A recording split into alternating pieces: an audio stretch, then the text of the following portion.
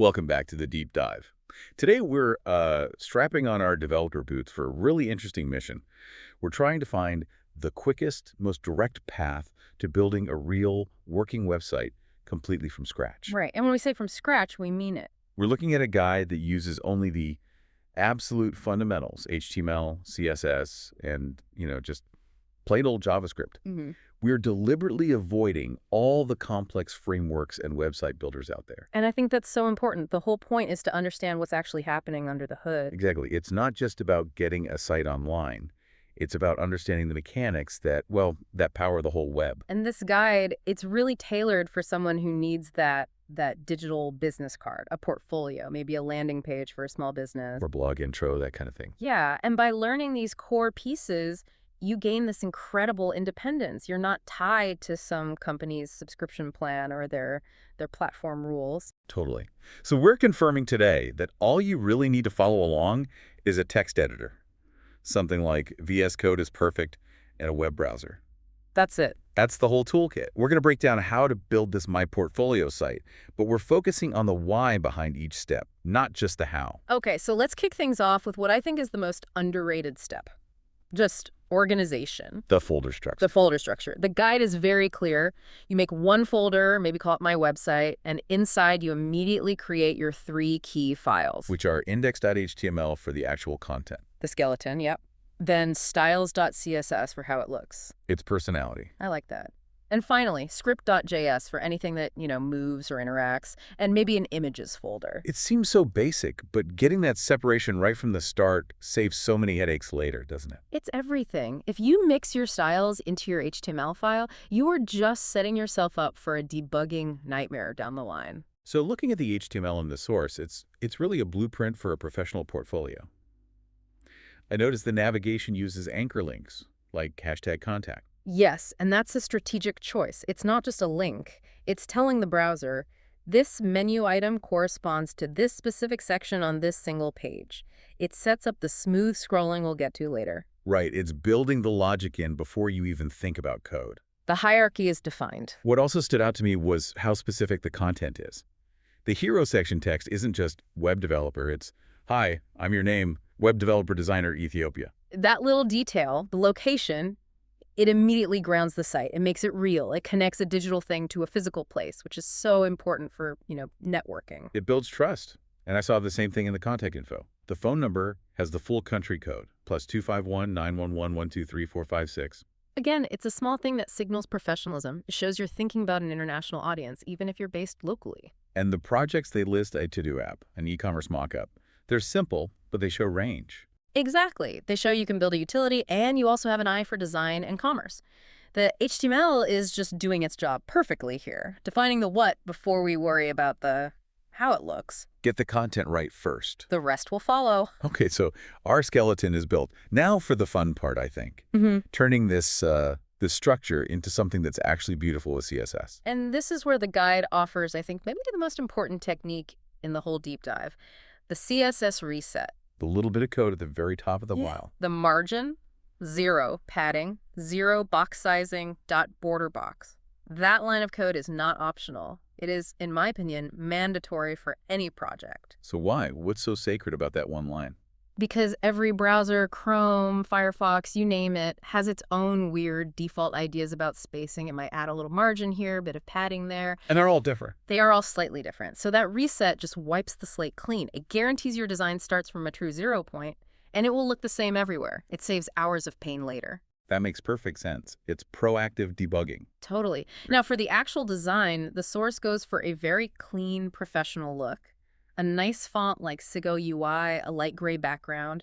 But the navigation, that's really the star of the show. It is. I saw they use display flex to line everything up nicely. But the key property is position, fixed. That's what glues the navigation bar to the top of the screen. So as you scroll down the page, your menu is always right there. It's just a modern convention that makes a site feel instantly more polished and usable. You don't have to scroll all the way back up to get somewhere else. And the color choices are really smart.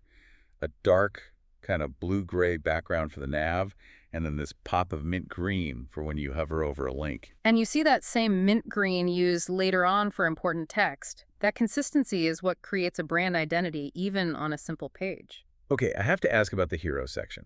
It has this big background image, which can sometimes make the text on top really hard to read. A classic problem. And the solution here is so elegant. Instead of just putting text on an image, you add another layer in between. A gradient. Exactly. A semi-transparent linear gradient. It's a layer of dark color that sits on top of the image but behind the text. It darkens the photo just enough so that your white text really pops. Ah, so you get the feel of the photo without sacrificing readability. It is a non-negotiable technique for good design. Visual polish, accessibility, it ticks all the boxes. So all of this looks great on a big desktop monitor, but how do we make sure it doesn't fall apart on a phone? This is where modern CSS it's like magic. For the project section, the guide uses CSS grid, but it's how they configure it. Display grid. Right, but then they use a function, repeat, autofit, min-max, 250px, 1fr. It sounds complicated, but it's not. Break that down for us. It's just telling the browser, create as many columns as will fit, make sure no column is ever smaller than 250 pixels, and let all the columns that do fit share the extra space equally. So the grid just figures it out on its own. You resize the window, and it automatically goes from, say, 3 columns down to 2, down to 1. Precisely. No more writing manual rules for 5 different screen sizes. The grid handles the heavy lifting. And for other mobile changes, like the navigation. The guide recommends a very simple approach for a site like this. Just one media query .media, max width 768px. Basically, if the screen is smaller than a tablet. Do this instead. Right. And this might just be hiding the navigation links entirely, maybe to be replaced with a hamburger menu later. It prioritizes a clean, simple view on the smallest screens. We have structure, we have style.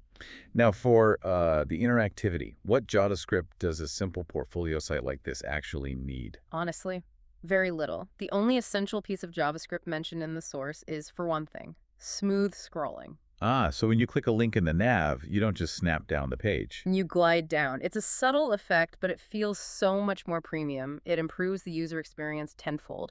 Yeah. You don't need some huge, heavy library like jQuery to do that anymore. Oh, absolutely not. That's the old way.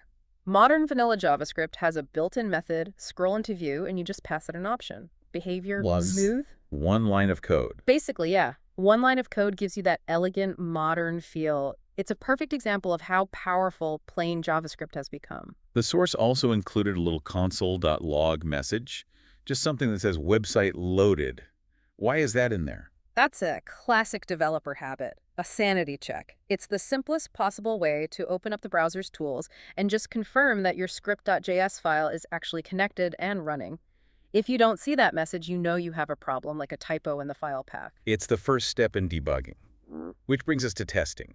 How do you test a site like this locally? It's critical. I mean, first you just double-click the index.html file to open it, but the real work is trying to break the responsive design. You mean just grabbing the edge of the browser window and resizing it? Yep. Drag it from super wide to super narrow and back again. Does the grid adjust like it's supposed to? Does the navigation hide when it should? Click every single link. And if you find a bug, if something looks wrong. Your best friend is the browser's dev tools. Just hit F12.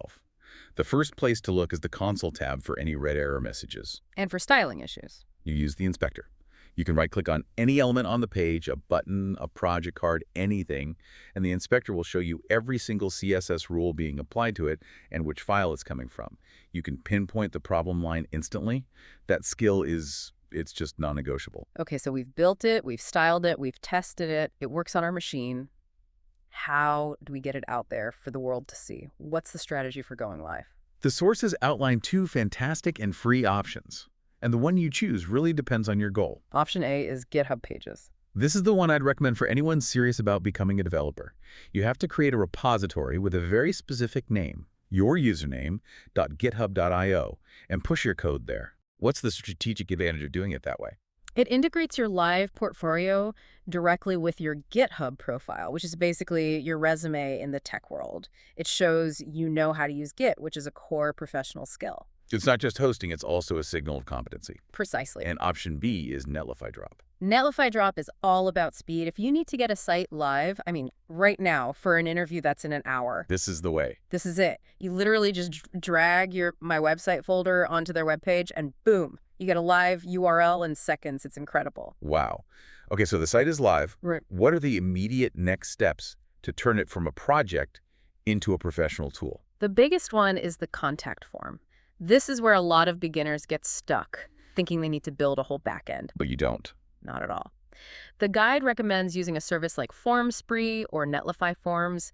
They give you a special URL to put in your form, and they handle all the back-end stuff. They just email you the submissions. It's genius. So you stay back-end free. What else? Performance.